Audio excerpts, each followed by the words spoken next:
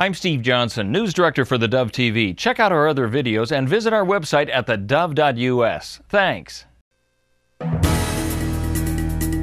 Good morning, I'm Steve Johnson with a reminder to get our iPhone, iPad, and Android app. Then you can watch the Dove News on demand on your mobile app and on the Dove Roku channel as well.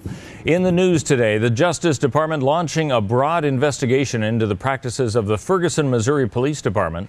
Attorney General Eric Holder announced that investigation. It follows the shooting last month of an unarmed black 18-year-old by a white police officer in the St. Louis suburb. It's a separate inquiry from an ongoing federal civil rights investigation into the circumstances of the August 9th shooting of Michael Brown by Officer Darren Wilson. Our investigation will assess the police department's use of force, including deadly force. It will analyze stops, searches, and arrests. And it will examine the treatment of individuals detained at Ferguson's city jail. This investigation will look at the police department practices over the past few years, including patterns of stops, arrests, and use of force, as well as the training the officers receive. The Ferguson department says it is welcoming the Justice Department investigation. Ukraine's president has been hearing words of support from NATO leaders, including President Obama, in meetings at the NATO summit site in Wales.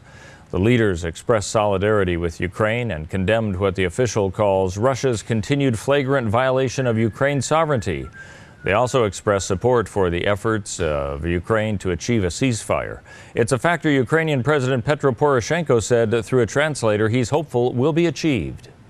If the Minsk meeting goes ahead, I will tell the Army General Staff to order a bilateral ceasefire. I hope the implementation of the peace plan will begin tomorrow. President Obama and British Prime Minister David Cameron also urged fellow NATO leaders not to take an isolationist approach in face of threats from Islamic extremists.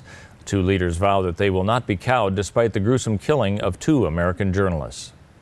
Well, forecasters warning that a combination of low humidity and winds are creating a danger of additional wildfires the next few days in western Oregon. National Weather Service in Portland issuing a red flag warning west of the Cascades from noon through Saturday. Any fires that break out would likely spread rapidly. Well, dry conditions also have prompted a drought emergency in Baker County. The governor made the declaration as a result of water shortages and the risk of fire in the area. The drought declarations allow more control of water use in the county and how emergency efforts are coordinated on the federal, state, and local efforts. Plans for a $1.8 billion methanol plant on a lower Columbia River port are progressing. Burlington Northern Santa Fe has agreed to sell 2 acres for access to the site, and the port and Western Innovation have hired a team of consultants to prepare permit applications. Well, let's take a look now at what we can expect on the weather scene as we head into the weekend. Today, a high of 92 possible with sunny skies for Northern California, 94 tomorrow, and then we could be on the downward slide to only 89 by Tuesday.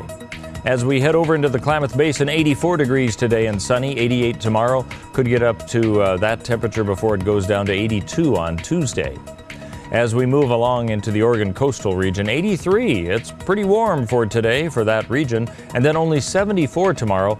On Monday and Tuesday, we might see a high of only 67 and a slight chance of rain. As we head into the central Oregon area bend, 80 today, up to 87 by Sunday, and then maybe only 77 by Tuesday.